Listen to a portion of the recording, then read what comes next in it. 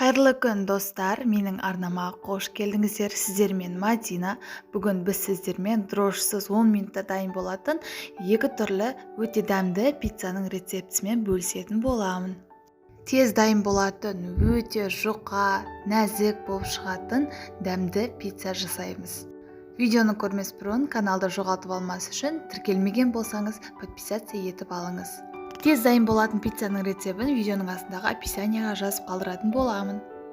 Ал ендеше пицца жасауға кірісейік. Ол үшін ең алдымен бір жұмыртқаны жарып аламыз. Үстінен 1 шай қасық тұз, 1 шай қасық құмшекер қосып, қасықтың көмегімен араластырамыз. Енді үстінен 1,5 ас қасық сұйық май қосамыз. Оны да араластырып аламыз.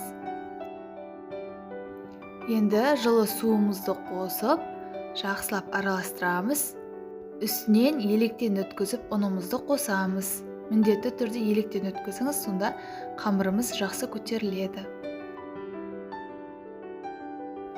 Үстінен 1 шай қасық қопсытқыш саламыз.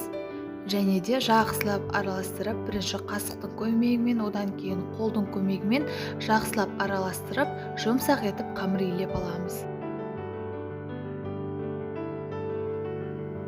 Қамыр илеп 2 сағат қамырдың көтерілудің күтудің қажеті жоқ.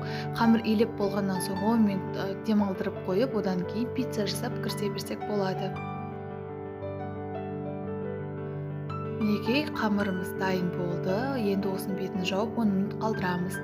Сол уақыт аралығында ірімшіктерімізді алып, үккіштің көмегінен өткіземіз. Мен 2 түрлі ірімшік қолдандым. Біріншісі сулунгуни, екіншісі комосыр деген түрін қолдандым. Егер сіз моцарелла деген түрін қолданатын болсаңыз, пиццаларыңызда сырларыңыз ұзын болып ағып, солай әдем болып шығады. Сырды өткізіп алдық. Енді бетіне өз қалауыңыз бойынша салмаларын дайындайсыз. Мен осылай қызанақты жіңішкелетіп турап алдым.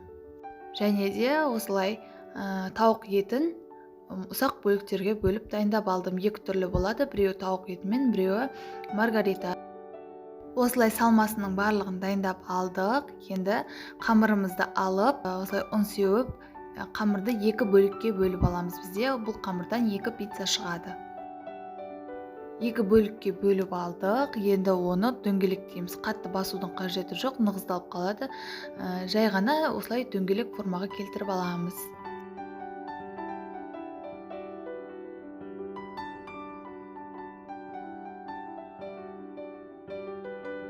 Осылай екеуінде дөңгелек формаға келтіріп алғаннан соң, қамырымызды қолдың көмегімен, не болмаса оқтаудың көмегімен шұқа етіп жайып шығамыз. Астына қамыр жайған кезде міндетті түрде ұн сеуіп отырып жайыңыз, әйтпесе оқтауымызға жабысып қалады.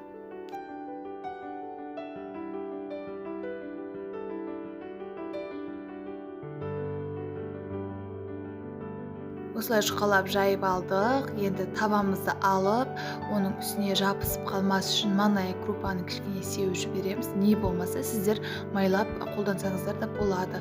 Қамырымызды орналастырып аламыз дөңгелекше етіп. Енді шеткі бөліктерін осылай қолдың көмегімен басып шығамыз. Пиццаның формасына келтіріп дөңгелек етіп.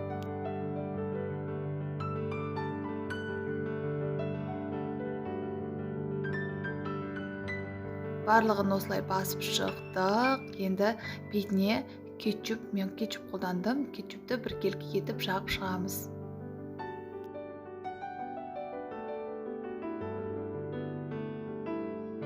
Үстінен қалауыңыз бойынша өз салмаңызды салып шығасыз. Менде бұл бірінші пиццамыз тек қана қызанақпен және сырдан тұратын пицца. Осылай қызанақтарды орналастырып алдық. Үстіне ірімшіктерімізді орналастырып шығамыз. Ірімшігіміз қаншалықты көп болса, соншалықты пиццамыз дәмді болып шығады. Екінші қамырды да дәл солай үлкейтіп аламыз.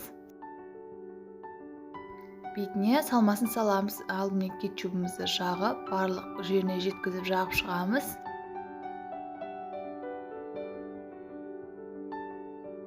Бетіне туралған тауық еттерінен саламыз. Барлығына орналастырып шығамыз. Сіз өз қалауыңыз бойынша колбаса немесе басқа да салманы салып қолдана берсеңіз болады. Үстінен сыр салып 180-200 градуста 10 минут аралығында пісіріп аламыз. Сонымен біздің пиццамыз дайын болды. Өте нәзік, жұмсақ, жұқа болып шықты. Дәмін бір жесеңіз қайта-қайта жей бергіңіз келетін пицца. Міндетті түрде сіздер жасап көріңіз.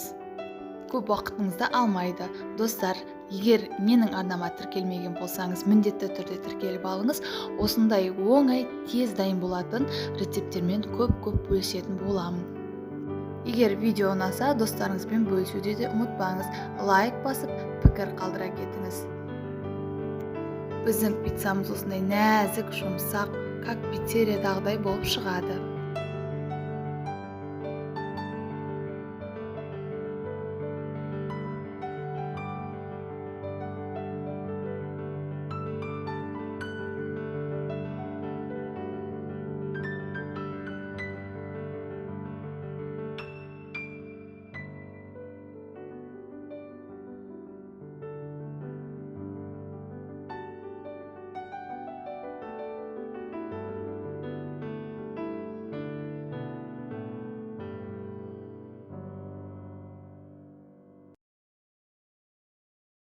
Дәмді пиццаны жасап, сіз де дәм татыңыз.